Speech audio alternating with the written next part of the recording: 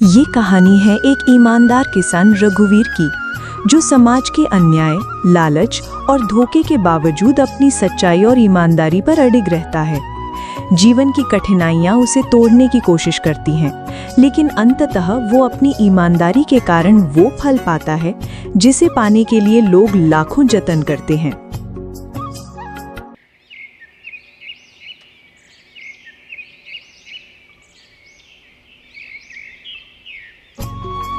गांव धूपपुर अपने नाम की तरह ही सूखा और कठिन था। वहां के ज्यादातर लोग खेती पर निर्भर थे, परंतु बारिश की कमी और भ्रष्ट व्यवस्था ने उनके जीवन को नरक बना रखा था। रघुवीर एक छोटा किसान था। उसके पास केवल 2 बीघा जमीन थी, जो बंजर होती जा रही थी। लेकिन फिर भी वो हर सुबह सूरज से पहले उठता, बैलों को हल में जोड़ता और खेत में पसीना बहाता।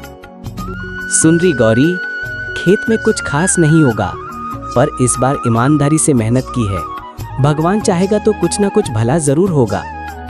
आप तो हर साल यही कहते हैं रघु, पर भूख तो हर रोज लगती है। हमारे बच्चे को दूध तक नहीं मिल पाता। मत डर, जो मेहनत का बीज बोया है उसका फल भगवान जरूर देगा। गांव में ठाकुर भूपेंद्र सिंह नाम का जमींदार रहता था।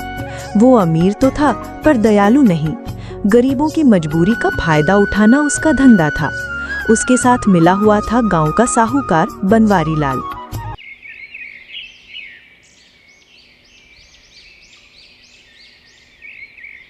एक दिन ठाकुर ने अपने लोगों को बुलाकर कहा, गांव में जो बची खुची जमीनें हैं उन्हें भी खरीद लो या हड़प लो।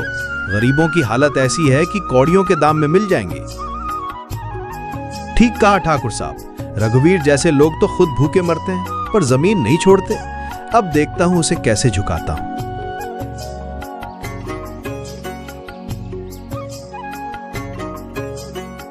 वो सीधा रघुवीर के पास पहुंचा। देखो रघु, तुम्हारी हालत में जानता हूं। लो, एक प्रस्ताव देता हूं। जमीन मुझे दे दो, बदले में 1000 रुपए और एक नौकरी ठाकुर के यहाँ। बनवारी जी, मेरे लिए ये जमीन खेत नहीं, माँ है। भूखा रह लूंगा, पर इसे नहीं बेचूंगा। बेवकूफ हो, जब पेट में आग लगेगी तब खुद आओगे जमीन बेचने। बारिश नहीं हुई, सूखा पड़ा। रघुवीर की फसल पूरी तरह बर्बाद हो गई। अब घर में खाने को एक मुट्ठी अनाज भी नहीं बचा। रघु, अब क्या करेंगे? बच्चे भूख से तड़प रहे हैं। कुछ तो करना होगा ना। मैं शहर जाऊंगा, मजदूरी करूंगा, पर ईमान से कमाऊंगा। रघुवीर शहर चला गया। वहां उसे एक निर्माण साइट पर काम मिला, पर वहां भी उसे लालच से परखा गया। काम ठीक किया है। ये रहे तुम्हारे 100 रुपए और ये 200 ऊपर के। बस माल थोड़ा कम दिखा देना हिसाब में। नहीं साहब, मैं धोखा नहीं दूंगा। आप रखिए अपने पैसे, मैं केवल वही लूंगा जो मेरा है।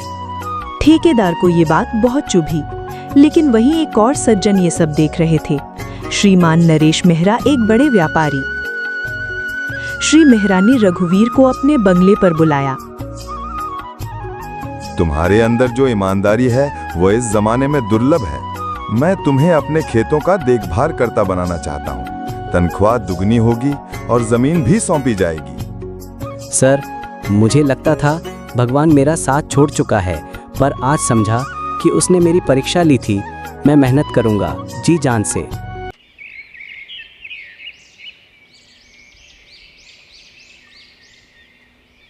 रघुवीर ने नए खेतों में काम शुरू किया।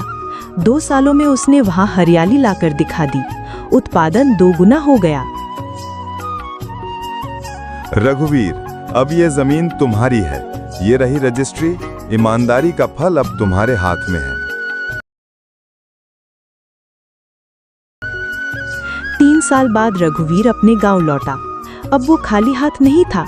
उसके पास अब 20 बीघा उपजाऊ जमीन थी, ट्रैक्टर था और ईमानदारी की मिसाल थी। अरे, वही रघु है ना जो भूखे पेट खेत जोता करता था? अब तो अमीर लग रहा है। बड़ा हाथ मारा है। मुझे पता था कि इसे इसकी ईमानदारी का फल जरूर मिलेगा। मैं वैसा ही हूँ, बस अब भगवान ने मेरी ईमानदारी का फल दे दिया है। पर आज भी मैं वही मेहनत करने वाला किसान हूँ।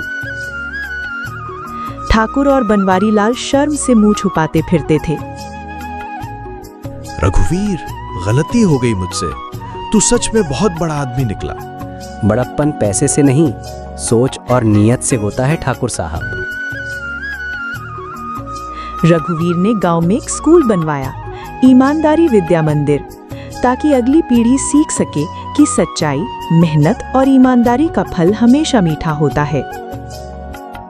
ईमानदारी का फल यही है, जब इंसान अपने सिद्धांतों पर अडिग रहता है तो भाग्य भी उसके सामने झुकता है।